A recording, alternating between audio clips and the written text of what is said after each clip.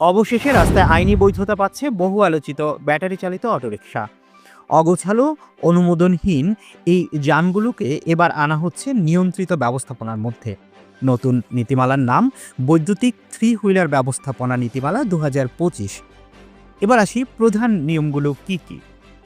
১ নম্বরে রয়েছে বিআরটি এর কাছ থেকে নিবন্ধন এবং ড্রাইভিং লাইসেন্স নিতে হবে বাধ্যতামূলকভাবে। নাম্বার 2, চালকদের জন্য থাকবে প্রশিক্ষণ এবং ভেতরে দৃশ্যমান থাকবে মালিক ও চালকের মোবাইল নম্বর লিখে রাখতে হবে। কেউ সর্বোচ্চ ৩টি মধ্যম গতির ও ৫টি ধীরগতির অটোরিকশার মালিক হতে পারবে। বিআরটিএই নির্ধারণ করবে ভাড়া, আর ১ বছরের মধ্যে সব যানকে নিরাপদ মডেলে রূপান্তর করতে হবে। এবার আসি চলাচলের নিয়ম। এই যানগুলো মহাসড়কে চলতে পারবে না, তবে সার্ভিস লেনে চলতে পারবে। সিটি কর্পোরেশন, পৌরসভা, জেলা ও উপজেলা পর্যায়ে নির্ধারিত রুটেই চলবে। কোন এলাকায় কতগুলো চলবে সেটি ঠিক করবে যাত্রী ও পণ্য পরিবহন কমিটি।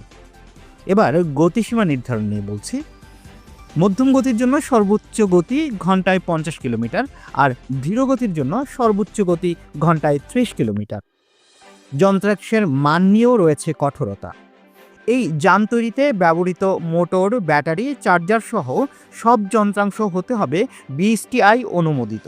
প্রস্তুতকারী প্রতিষ্ঠানকে বিআরটি এর তালিকাভুক্ত হতে হবে এবং নিজস্ব ব্র্যান্ডে বাজারজাত করতে হবে। অবৈধ যান চললে কী হতে পারে? ১ বছরের মধ্যে অনুমোদন না নিলে বা নিরাপদ মডেলে রূপান্তর না করলে চলবে আইনি ব্যবস্থা। নির্দেশনা অমান্য করলে চালক বা মালিকের বিরুদ্ধে সড়ক পরিবহন আইন ২০১৮ অনুযায়ী শাস্তিমূলক ব্যবস্থা নেওয়া হবে। দীর্ঘদিনের বিশৃঙ্খলা, ফিটনেসবিহীন ইজি বাইক, অনিয়ন্ত্রিত চালক সবকিছুর অবসান ঘটাতে যাচ্ছে সরকার। এই নীতিমালা বাস্তবায়ন হলে জনগণের যাতায়াত সহজ হবে, সড়কে শৃঙ্খলা ফিরবে, আর সবচেয়ে বড় কথা, এবার থেকে ব্যাটারি চালিত অটোরিকশাও হবে আইনের ছায়ায় বৈধ। Shovon Salahuddin, news desk, zero TV.